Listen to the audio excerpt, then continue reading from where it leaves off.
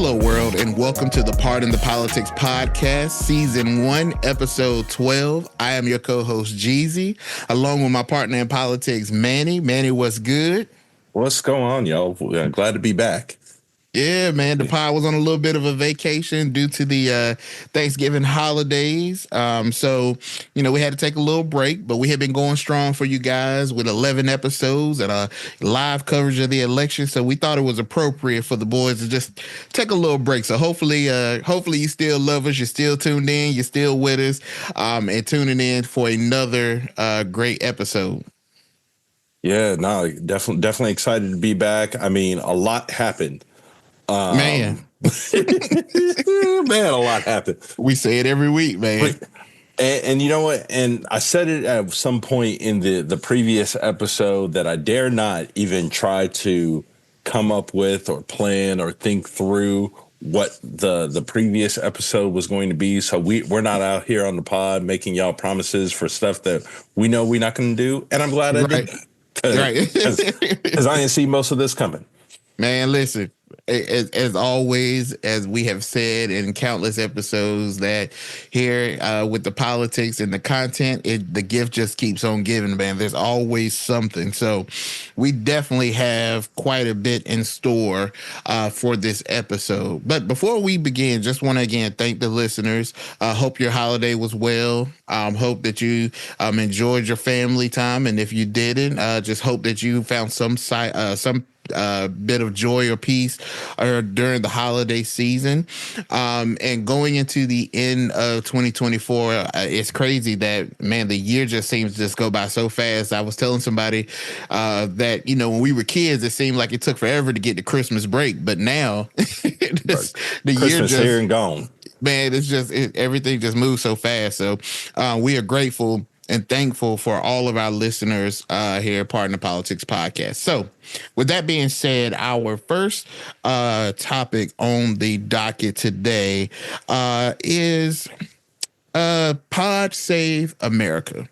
It was a couple of weeks ago that an episode of Pod Save America had on the cast, but the big dogs of the... No, you can go ahead and say it's all a TV show now, so the cast...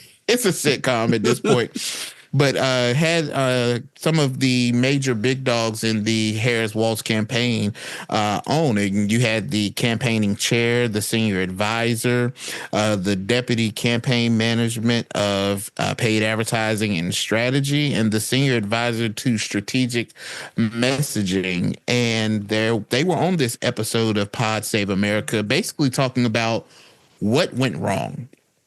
At first, before I say anything else, it felt like it was way too soon. I'm sorry. It felt way too soon. I was not ready to have this conversation or to hear it. I felt like it was very, very premature. Let us get out of the cycle first. Like let's get past maybe the inauguration and then let's have this conversation. But here they were on the episode having this conversation. So were you able to catch any of that, Manny? I was. Okay. And I'll go the counterpoint. I'm glad it came out when it did. I actually think they gave just the right amount of time because if you're the Dems, you ain't got time to figure this out. You got midterms in 2 years that you need to start thinking about right now, if you hadn't already started to think about. So that whole retro on what went wrong in that campaign, you didn't have time to waste. So let's go ahead and have this conversation about how y'all did not do well in most capacities. Yeah. And I think that, to your point, while I can't agree that, it felt too early for me, I do agree with the statement that, the Democratic Party is on fire. And there isn't a lot of wiggle room nor time to figure out what went wrong or how it went wrong. We need to start putting some action in because, as we know, 2026 will be here before you know it. We're gonna blink and it's gonna be here. It's gonna be here, man. Now I will say that I felt it was too soon, only because I love You, Big Mala.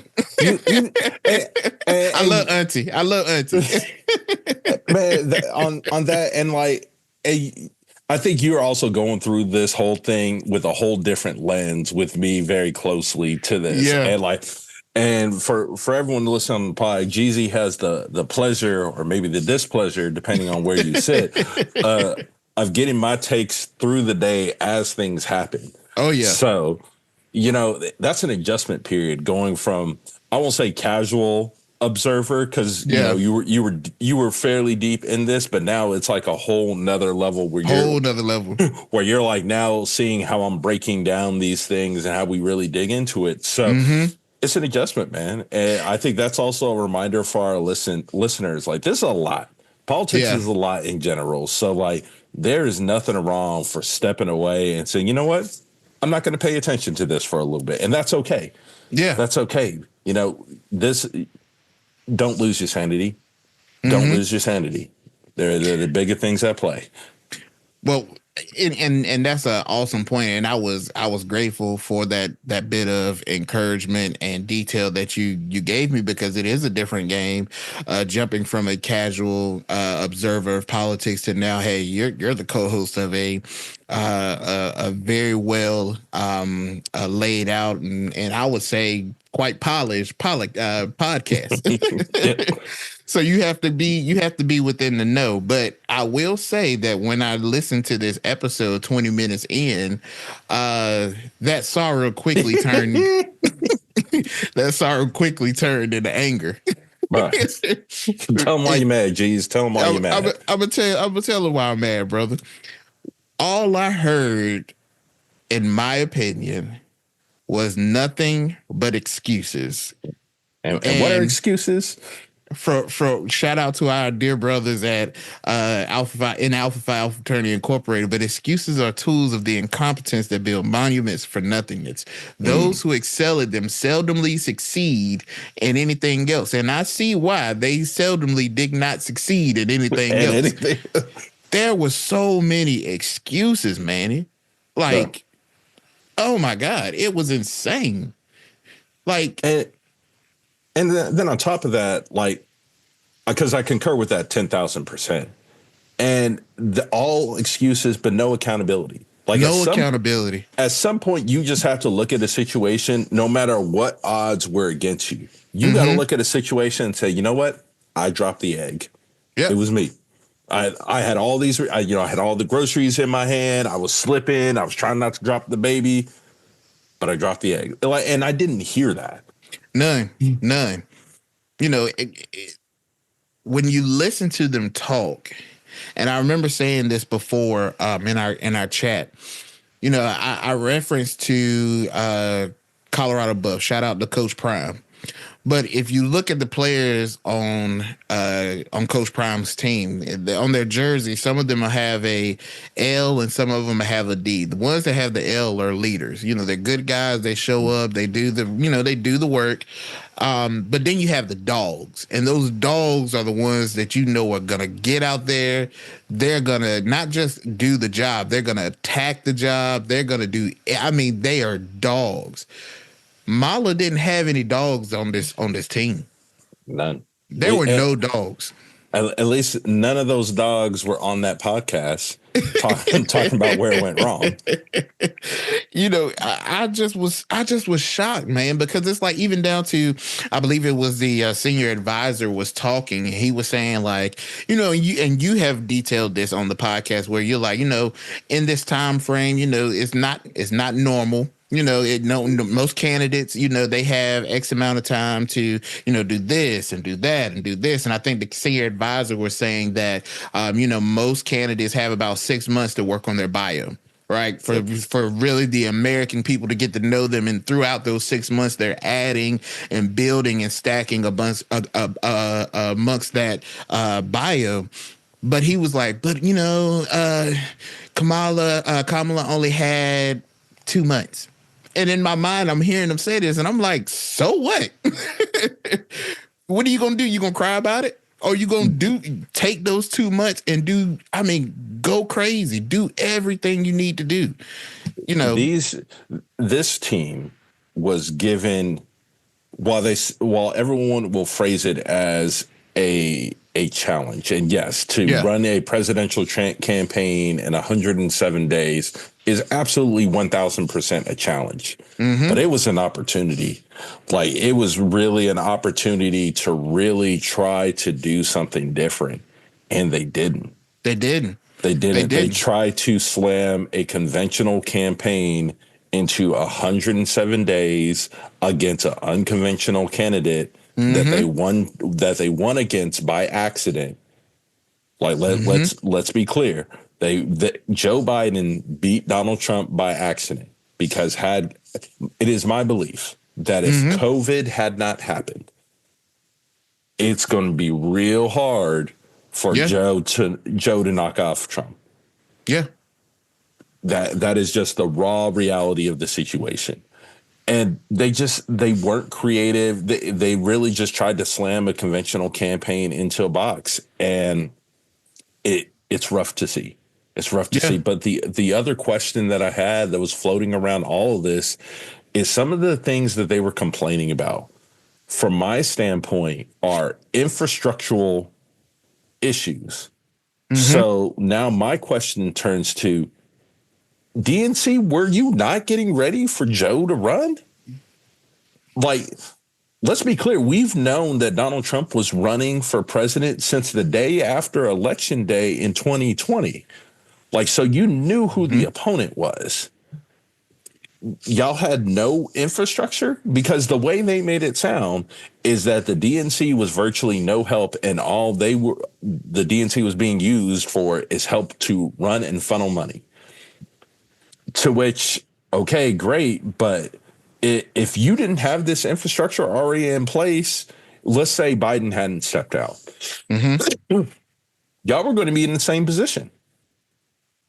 So it's real interesting to hear them kind of say the things that they did.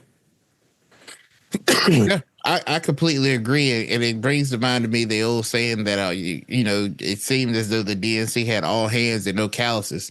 Nobody was nobody seemed to even have a plan of what, you know, what was going to be the objective going forward. And I think we've said it before in a previous episode. I mean, it really just confirms that the Democrats thought that all of these indictments and Trump's legal issues were just going to put him away. Like that, I'm completely convinced at this point, Yeah, because there's no way that you tell me that you absolutely don't have a plan for somebody unless you don't expect that person to be around so to have said plan for. right. And you've heard AOC and others come out and criticize the direction of the party and what things need to be done. They have a lot of work, and I think that they really need to take a Michael Jackson moment and look at the man in the mirror and realize they need to realize really quick this ain't a game. Like this ain't a walk in the park. And I think that as a Democrat, that's one thing that I have been very critical about the Democratic Party, is that we don't have dog moments. One thing I love about the Republicans is that when they see blood, boy, they going. 100%. Whether They're they not going to. right, whether they wrong, when they smell blood, it's over. They locked in. And we And want to play this. We want to be a Democratic Party. To me, is like the Grinch. When he looked down off that mountaintop and he saw it after all the children and all the people in Whoville had their roast beast and their gifts and everything he took, and they were still standing around holding hands. Like, what are y'all what are y'all happy for? right. Let's get angry. Let's do something. Let's get some dog in us and go out here, and if this is what we want, let's attack it. Not all this, instead of attacking your enemy, you buy them flowers and invite them to dinner type mentality. I can't stand it, man. I think the first question that Dems will have to ask themselves is, what are they selling to the American people? Because I would hope they're sitting back and having some of these conversations right now. if you really just look at all of their campaigns largely, it's become a, well, we're not them, so you should vote for us. Like, you're Mm-hmm. not, you you know, our plan is not their plan. That's Mm-hmm. lazy. That's lazy. That, Mad lazy. and that means you're not doing the mental gymnastics that you have to really try to creatively think of ways to solve the problems. Mm-hmm. And one of my close friends, he told me this when Trump won in 2016. He was like, Hillary was a smooth ride in a Mm-hmm. car in a direction that the country didn't want to go down. Yeah. Where Donald was going to be a bumpy ride. Mm-hmm. And again, this goes back to 2016. It was going to be a bumpy ride. We didn't know where it was going to go, but we knew it wasn't going to be in that direction. Yep. And we needed some. He's come out there. Trump and the Republicans have come out with a plan of something. Yep. Now we'll take the swings that, well, what are you going to do on health care? Cool, Dems, what are y'all going to do on health care?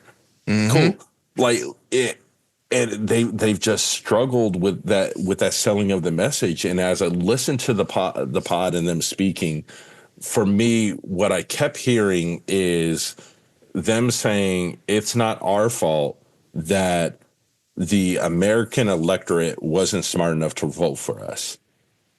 That's what I felt like I kept hearing over and Yeah. over and over again. And Yeah. it's sad. It's sad. Like, that you guys are in positions this high, but it also shows a tone of the Democratic Party when you look at ultimately the demographics of how everything is coming out. If we Mm-hmm. look at the reality of the Democratic Party right now, it is a party for African Americans and people that make over $100,000. Mm-hmm. Yeah, and you kind of see that in how they speak about the middle class, not necessarily middle class, but how they speak about blue collar workers. Yeah. It's like, oh well, why don't we get you out of doing this job with your hands and get you into an office job? I work an office job. Our times our times great Yeah. sometimes, absolutely. When it's 100 degrees outside, am I glad I have an office job? Yeah, but there's more than one way for people to find success in this country. Yeah. And I think we have to remember that, and people need to remember that as politicians, is Yeah. that there's many paths to success in America, and that's part of the beauty of America, is that Yeah. if you're focused and you drill on to do something with your best intentions and try to do the best you can, that you can find success. We need to find that America again. Yeah. I completely agree. And Manny, that's an excellent point that you make, because, where is the level of belonging within the Democratic Party for someone that is not $100,000 or African American? Maybe, you're telling me, oh, we can make a better America or a better life for you by transitioning here. But hey, what about the fact that I'm a generational farmer? My granddaddy did this and my daddy did this, and now I do it. I mean, there's a guy that, that I know that I've recently met over the past couple of years. He's a young guy just like me, but he's a farmer, and he loves it, doesn't want to do anything else, because to him, that's his sense of belonging, because that's his tradition, that's his heritage. Where does he belong within the Democratic Party? Where is it in their messaging that shows them that, hey, we care about you too? And that's not there. Right. Elections are about building coalitions. So Mm-hmm. how do I get all of these people from different walks of life to Mm-hmm. unify behind me? And that's what Trump was able to do Yeah. in this election. Yeah. He was able to create the coalitions that it's necessary to destroy and obliterate that blue wall that stood for a while. Yeah. And now I won't say everybody on the Harris campaign didn't do their job. There's one person who I do believe very Who much was? so, and that's the person who did fundraising. Because you know what, Hey. raising over $1 billion in 107 days, that person has a job on whatever campaign they want for the rest of their lives. Yeah. Because That's some money. that's a feat. Now, how the campaign still ended up spending that money, losing, and still being 20. I think the last numbers that I heard was 20 million in debt. Like, that's wild. That's wild. Oh yeah, bro. I need. Take my name off the list, man. Yeah. I don't even want to be even associated with it because how in the world you get one? Because I remember like Donald Trump was pissed. It was like, who is giving them all this money? Stop it. It got to a point. Rudy Giuliani was like, "Look, Harris, I'll give you whatever you need. I just need a Uber cab." That's like, poor Rudy in a pickle. In a pickle, boy. But that is a lot of money to raise only to fumble the bag. You know, so this was very telling to me. I kind of felt like you could sense that there was a little bit of droppage. There was, there was some fumble workouts or drills that need to be done to make sure that they kind of didn't let that happen. But ultimately, I think, in my opinion, I felt like it was maybe worse than probably what those outside of the realm of scope within the Democratic Party realized. Just the general registered Republican. I think that and just like for me, I think that we had to come to a realization that the party's in a pickle, and there's some serious adjusting that needs to be done. And I will say that from my perspective, I think sometimes we may have let the Democratic Party get away with making these excuses and not doing the things that were necessary to put them in the party in a position to handle these things a little bit more effectively. But now that we've seen how things have transpired, we need some work done. And, hopefully they will take this as a lesson learned, because 2026 will be here before you know it. And they better have a plan for 2028. Well, and then, a couple other points that I saw in this that I think are worth calling out, and geez, you and I were talking about it earlier, is like someone needed to have a real hard conversation with Kamala. Yeah. And that conversation was around her closeness with Biden. And let me tell you how I would have started that conversation. I'd have sat her down like, "Hey, Soror, how are you doing? Everything going well? How's the kids? How the kids? So, okay, we got all this pleasantries out the way, and then be like, that man ain't want you. Joe Biden, Joseph Robinette Biden, did not want you as vice president. You forced his hand, and you made him pick you as the vice president. That is how you got here today. Cool? We good? Okay, I just wanted to level set us here. Yep. You got to separate yourself from him. People view this current administration as a failure, and if you are continue to be in lockstep with this administration, you're going to lose. Someone needed to have that conversation, and I don't feel like anyone did.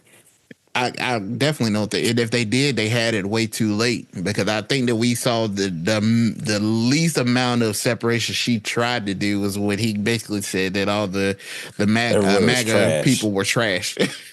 That's the first time, I think, but that was like a couple of days before election, and that really won a separation.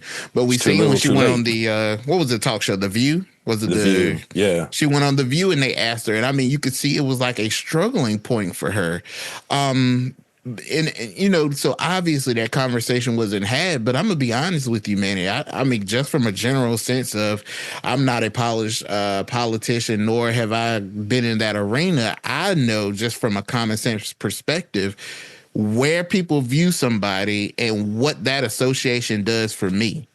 And if I'm trying to go right, and everybody thinks they hate the person that's left, and they associate me with the person that's left, I can't expect to be associated with the left thinking that I'm going right. It doesn't work that way. You got to separate yourself. And I'm going to be honest with you. Joe's already down. Down bad. Down bad. I mean, how much further can Kamala kick him? He's already on all fours. I would have kicked that man down. I would have smudged his chin in the mud, and I would have been like, "Yeah, America, I don't like him either. I ain't fooling with him either. You know what? Y'all right. Let me tell you what this man been doing. He don't start working till 4:00. He don't work. He be at the beach every Thursday. I'm letting it. Boy, they gonna be by the end of me finally getting my rant off. It ain't even gonna be about me no more. They gonna be like, you know what? Yeah, we gonna vote for her. We gonna vote for her because you know what? She said the things. She said exactly what needed to be said. But there were like ways where she could have got separation. Like I go back to that point, the question on The View. There I was like, hey, is there anything that you would have done differently? She could have just not lied. She like, because you go back, you look at the face, and you can see her doing the mental gymnastics to lie. Let's all be honest, to lie. But you could have. There's a way that you could have said that, like, hey, with this information we now have, we in hindsight's 2020. And I still believe we made the best decisions that we could have at the time with the information we have. I think I would have tried to look at it like this. Instead of like X, I looked at it like Y. But she didn't even do that. She was just like, nope, that's my dude. And I'm like, and I think back, simple example. I think back to this pod. Every week after we record, I think about, man, I should have phrased it like this, or I should have said it like this. I look back at my election when I ran, like, I should have done this different. I should have done that different.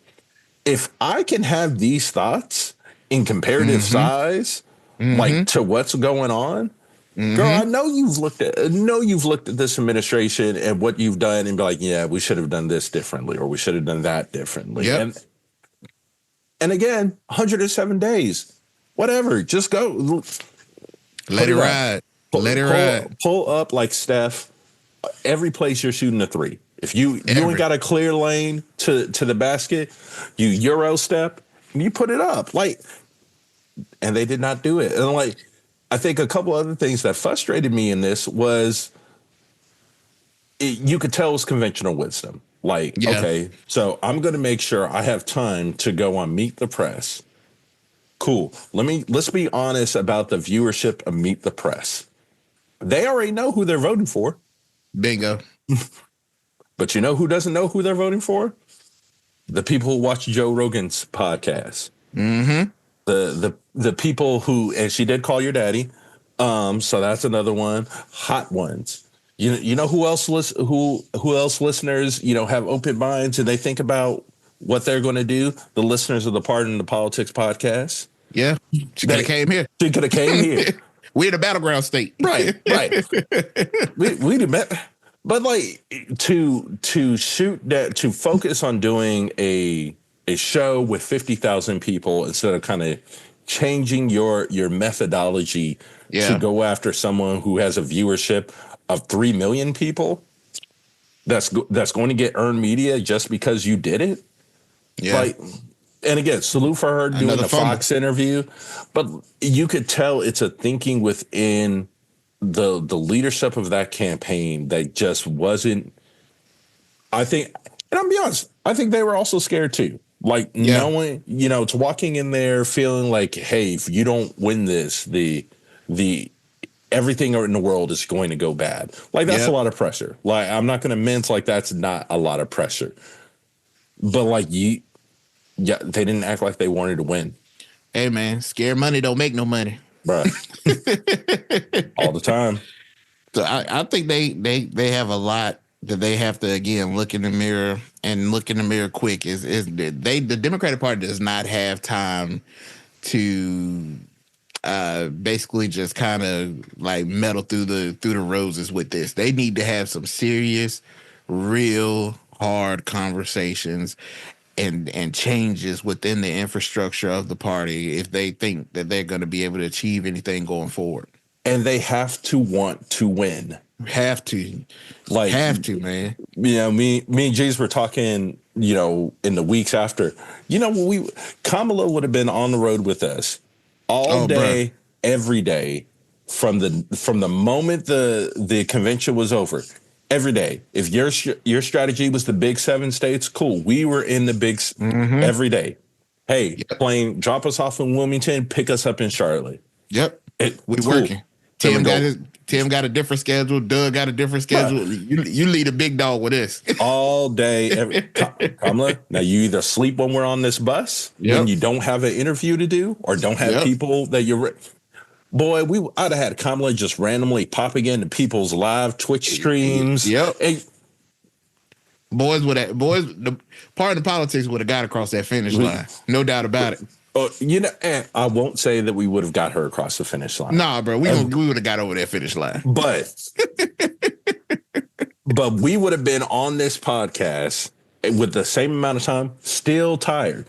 Yep. Still, because over that 107-day span, you know how many hours of sleep that we might have gotten? We might have gotten 110. Maybe. I would be sitting with a sponsorship with Prime Energy Drink, Starbucks, and Monster. If you give us a budget of 1.2 billion, boy, we gonna make some shake. We done some wild stuff. We gonna make some shake. And then the excuse like, oh well, after the hurricanes, we couldn't do anything for 2 weeks. What are you talking about? Georgia and North Carolina are battleground states. They are battleground states. Now, I get she is still the vice president, and it takes a lot of infrastructure to move a vice president at any point in time. Cool. Donald Trump is still a former president with a security detail that still requires almost comparable security detail, although there's some questions about how good it is. They tried twice. But, I'd have been in Georgia. Yeah. Oh, you would have got no reason. I'd have been out there handing out hot fish plates. Oh, bro. If we got to get 100 black Suburbans, whatever we got to do to get there, we're gonna make it happen. But I think it is sad, and I just feel like they could have tried harder if they really actually wanted to win this. But I think that there was a baked-in excuse. Yeah, and they said, you know what? We'll just do what we know how to do. And look, and everyone keeps saying that, hey, Trump is a strange candidate. He is the only one that's gonna do stuff like this. So after this, it's nothing to worry about. Ma'am, have you not seen what everyone else is doing? Like in all these congressional races, and even down to the General Assembly, the style of how to do this has changed. Like this same conventional thing that you've been doing since Gore Bush, it's not going to work anymore. Nope. It's changing. The landscape is changing. You either get with it or get lost. It sounds like there might be some people left behind. Shout out to Kirk Cameron.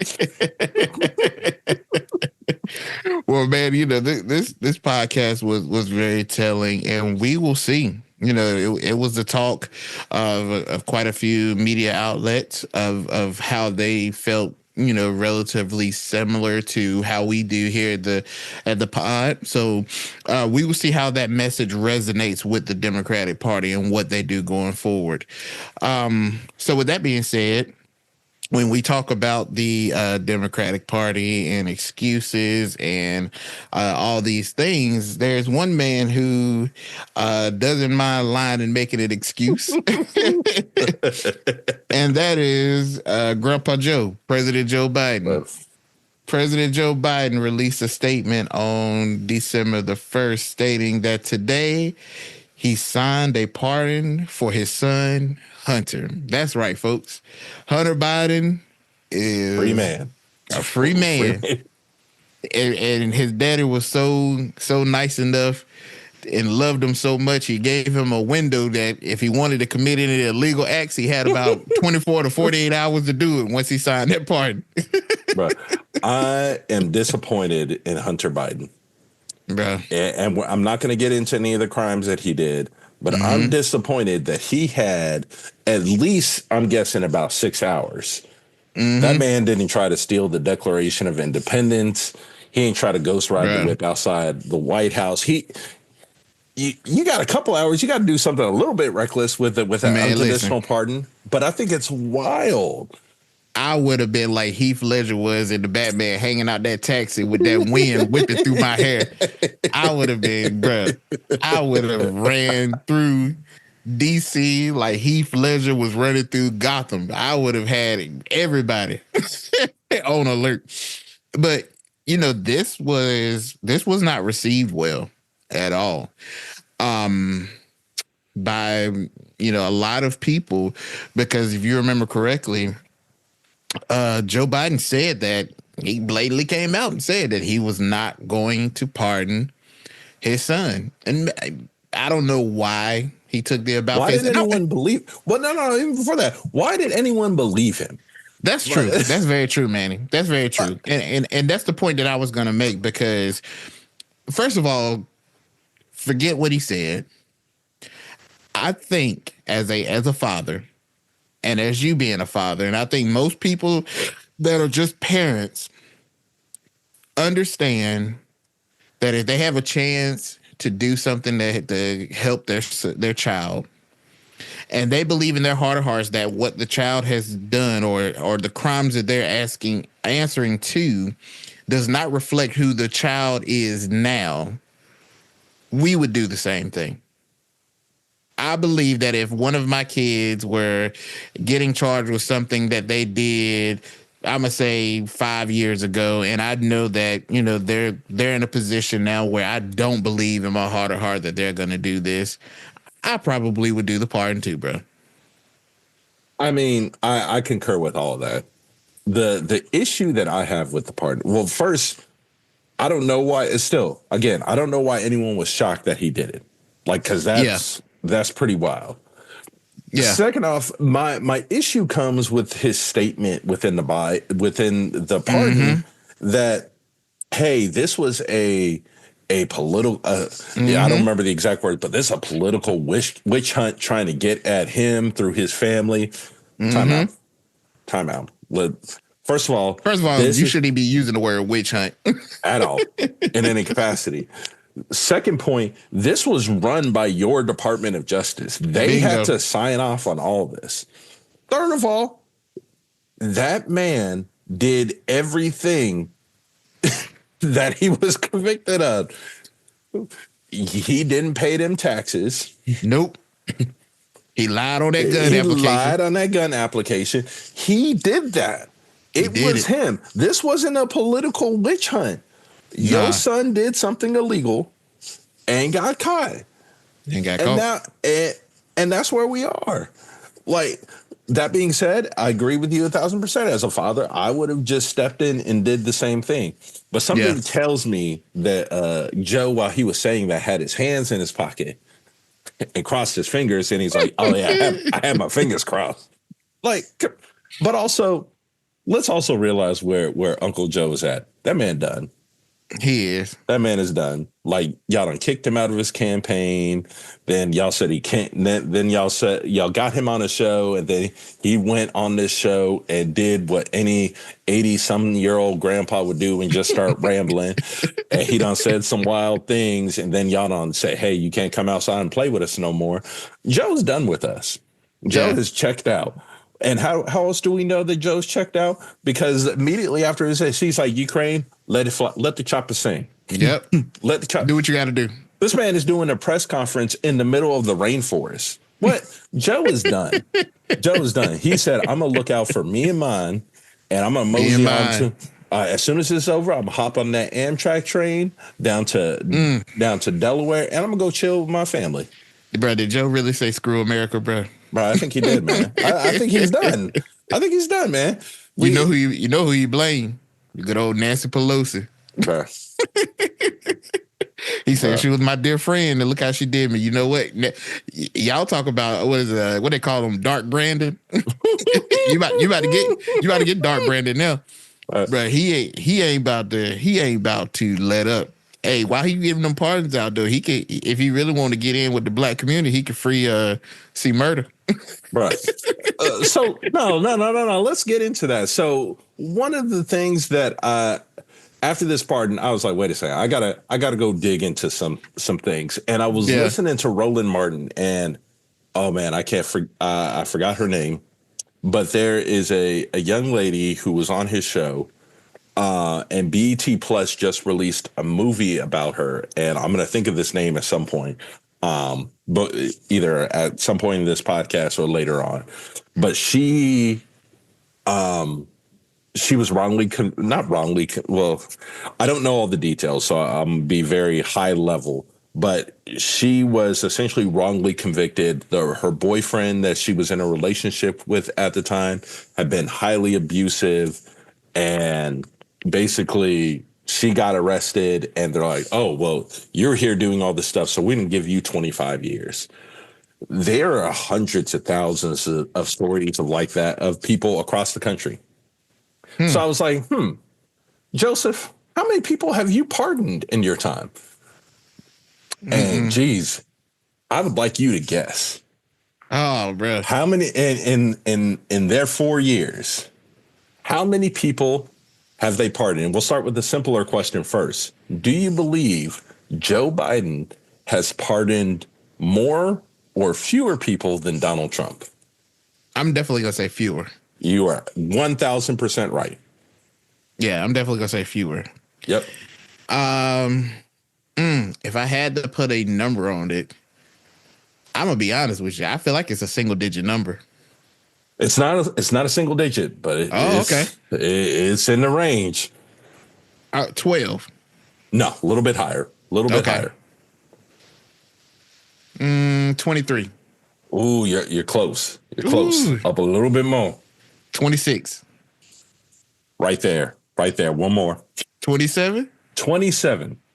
Joe Biden. That's it. Since 2021 has pardoned 27 people. In their 4 years, how many people do you think Donald Trump pardoned? Ooh, well, he got a lot of criminal friends. So if I got to take that into account, I'm gonna say 70s, 80s. No, Donald Trump has pardoned in his first 4 years, pardoned 143 people. God, hey, come on now, Joe. What are you doing? Like, that's my question. Like, cool. So you've now pardoned your son that has clearly did everything that he was charged of. But the people that are wrongfully convicted, that you have an opportunity to pardon those people, you don't do it. Yep. He could have waited. He could have waited. Hunter ain't even sitting in jail. Like, he could have waited and did this on the last day out. Right. And so I then went digging some more. I was like, well, how many people? So the process, to my understanding, is you're in the situation and you submit an application to the Department of Justice, to the pardon attorney, for clemency or to commute the sentence. As of September 16th, 2024, there are 9,009 people waiting that have submitted applications. And we all know one of those names, the Tiger King. Oh, bro. Bro, he might well get comfortable. Right. But I'm just like, okay, Joe, like, what are you going to do now? You still got some time. Are you going to pardon some more people? You know, because if you felt as though that your son was deserving of a pardon, then I can almost guarantee there's probably at least, I'm going to be conservative, 150 people of these 9,000 that were either wrongly convicted or the judges and attorneys have just like, hey, they've done their time, let's commute their sentences. I'm almost certain that there is a very long list. Oh yeah, of people that, and let's keep going on that. Joe, you are a devout Catholic man. Mm-hmm. Okay. Are there some people with death sentences that deserve, you know, if you're truly going to be this pro-life person, then there are a lot of people on death row that you should be commuting their sentences to life in prison. So man, that would make sense. George W. Bush. Joe Biden is the lowest of the past 4 presidents. Yeah. I mean, I'm looking at these numbers. HW have 77. Like, am I expecting him to do Eisenhower or Truman numbers? No. But Barack had 220. So it's like, what's going on here? But we'll see. But again, no one should be surprised that Right. this happened. Right. Again, that truly, to a point that you made, that would have been something that I would have done. What, he loses presidential power on January 20th at noon. That is when it officially happens. You would have seen me out there at the inauguration with a piece of paper at 11:58, and it's like, what did President Wilder just hand to that was my last thing. Got something for you. Free Hunter. and he was set up to go to trial here in a little bit, but yeah, man, I think the outrage is somewhat faked. Yeah. On the Democratic side, because no one should have been surprised. But the flip side of this now is, man, the most excited people that I would think probably exist right now is probably the rest of the Trump family. Don Jr. about to go do all the cocaine in the world. Oh, bro, they're gonna be unhinged, bro. Oh, it's like, oh, cool. The precedent's been, and to be clear, Joe Biden is not the first president to pardon a member of their family. Yeah. Trump did it with Ivanka's father-in-law. Yep. Clinton's done it. Who I believe he is now the ambassador to France. Yeah, they're trying. Yep, France. Boy, so I'm about to change my last name to Trump. But hey, Donnie. My name is Emmanuel Wilder Trump. Can I get some of those residuals that get to the Trump family? Right. But no one should be shocked by this. Nah, not at all. From a father's perspective, I am happy that Joe was able to provide a second chance to his son. Yeah. Keep your nose clean, Hunter. But literally and figuratively. Please keep your nose clean. If I'm Hunter, I would have fallen on my knees and thanked the Lord above for this second chance. Let me tell you, because you was about to be in a pickle. Man. Well, with that being said, since we want to talk about pickles, you know what time it is, Manny. Uh-oh. We got your pickle. We got your pickle. We got your pickle.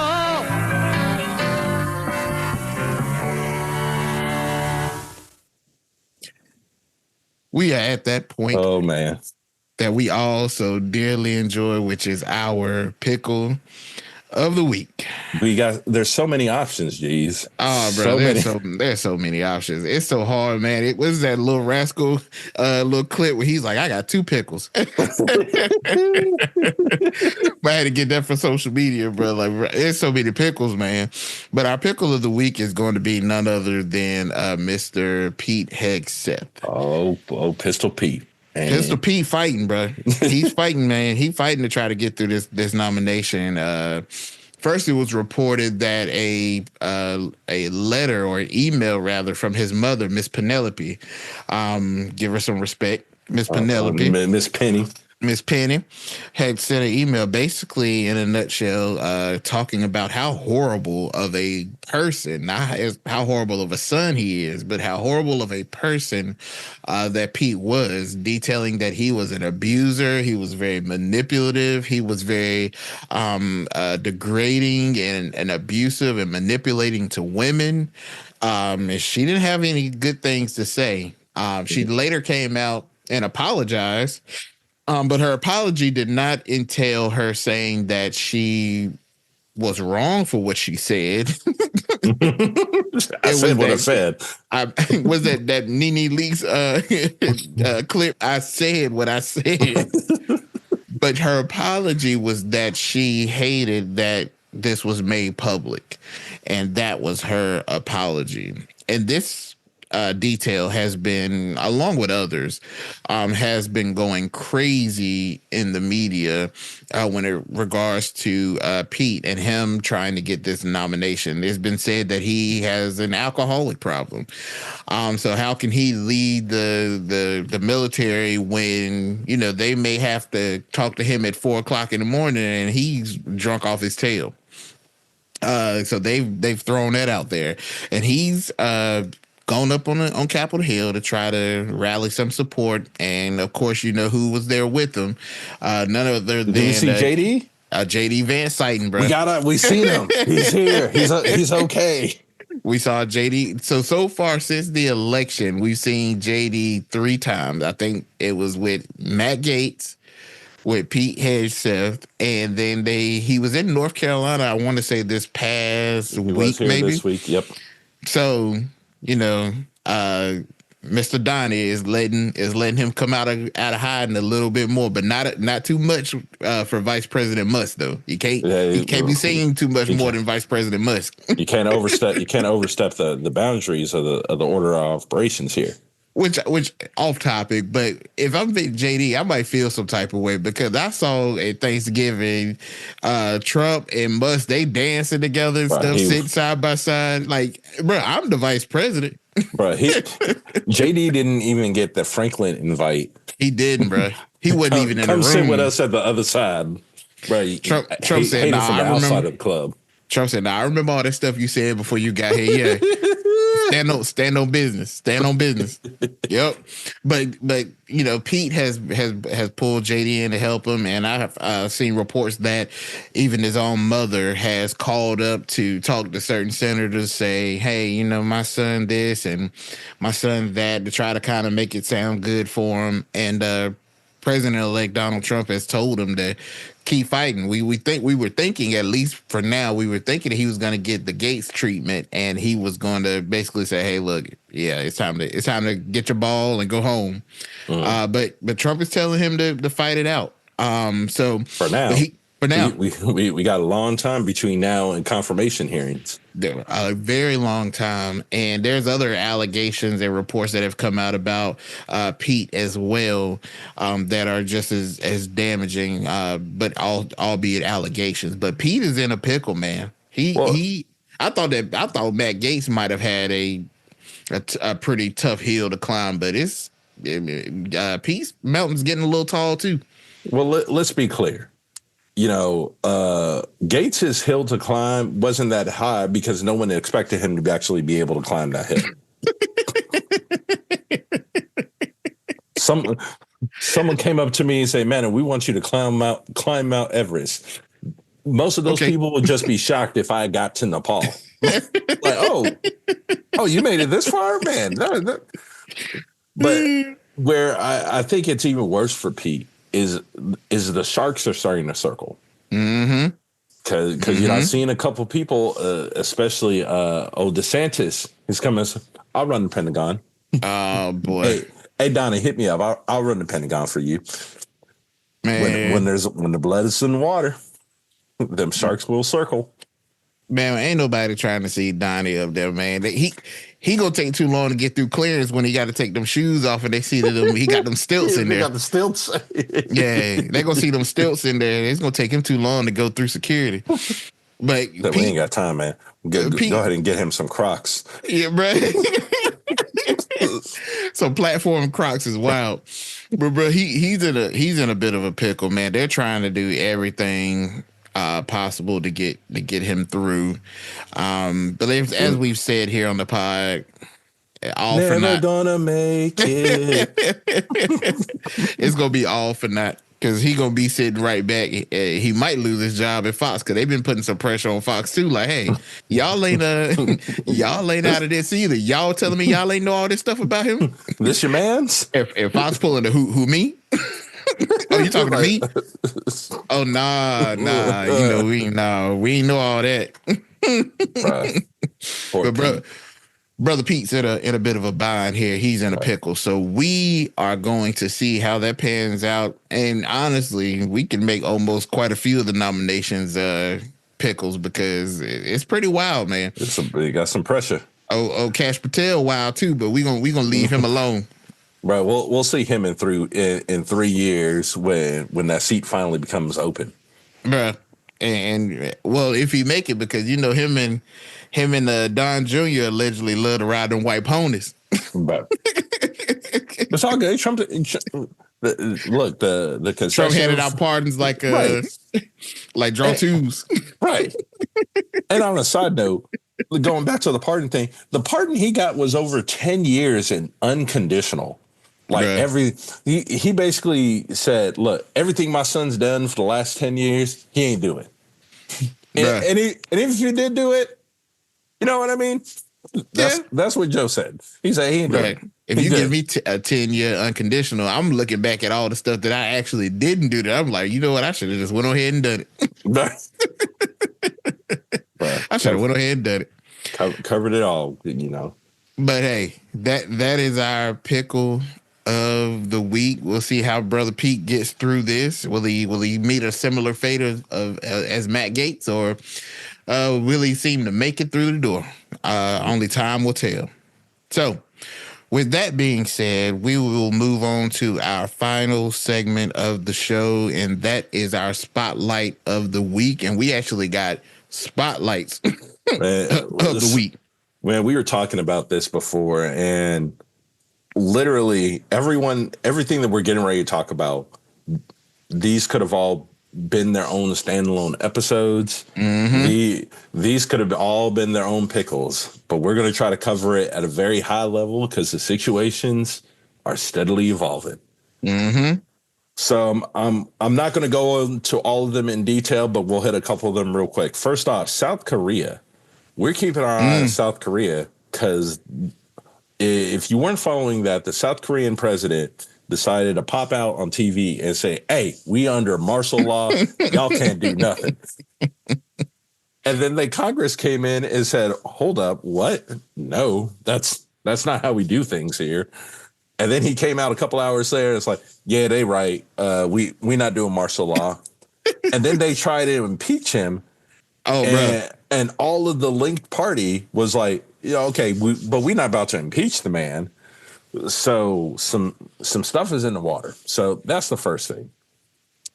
Then on top of that, you know, we still got the steady situation over in Ukraine and Russia. Mm-hmm. And that playing out with the North Korean troops now addicted to porn. Okay, cool. That's all right. The boys got away from North Korea, got a taste of freedom, and said, "Hey, bro." They pulled like my homie did in Harlem Nights. Call you, give your mom the phone. I ain't never coming back home. So they don't hit that. So that's all happening down there. Then you go down to Israel and Gaza and them trying to get everything going on with that. You got the deal that with Lebanon that looks like it's still holding, even though they're still yelling back and forth. So we'll see what happens with that. Then on top of that, Israel's still lighting up Gaza. They trying to bring these hostages home. So we're watching that.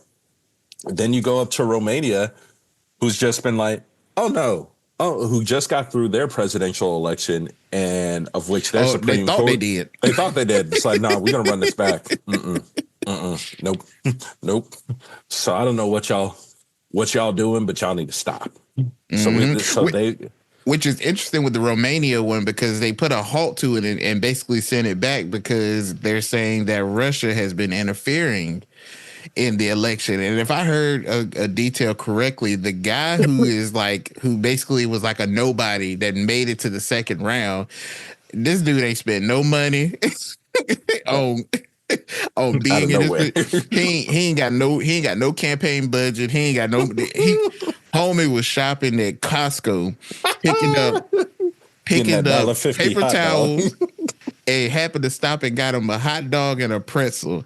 And now he made it to the second round. They like, hold on. We ain't stupid. And he is very pro Russia and he wants that whole Ukraine mess like done too. So that's that little bit I saw on that. But go ahead, brother. So you got that popping off, and then the big one from that's happening is Syria. So Syria, and we'll spend a little bit talking about this, but before we head out, Syria has been under the Assad family rule for many years now. Mm-hmm. People have been not too happy, but the Assad regime has been largely propped up by Iran and Russia. Mm-hmm. Well, the oh man, what do you call? I don't even know what to call them because my brain is resetting. But basically, they said they fed up. The resistance, we'll call it the resistance. Yeah, the resistance has been storming through Syria, catching these new cities like Ash Ketchum was catching Pokemon. Brother, like a mighty roaring wind. Bro, not Ukraine, Russia and Iran tried to help out and sent some missiles to try to be like, hey, y'all stop. That ain't stop them. Nope. So as of Sunday, these people, the resistance has taken Damascus, and Assad said, well, I'm out. Y'all have fun with this, and has fled the country and said, y'all can run it now. Yep. So now, after 13 years of civil war, their government has collapsed. It has collapsed. And now they will have to essentially figure out where they go from here. And I believe I saw that the prime minister actually stayed back because he, along with his team, will work with whatever transition will take place. So, and Assad's whereabouts, according to President Biden, are unknown. Homie went to that man is in Russia. That man is in Russia. Look, come on now. I was gonna say he was in Bali with Russell Simmons, but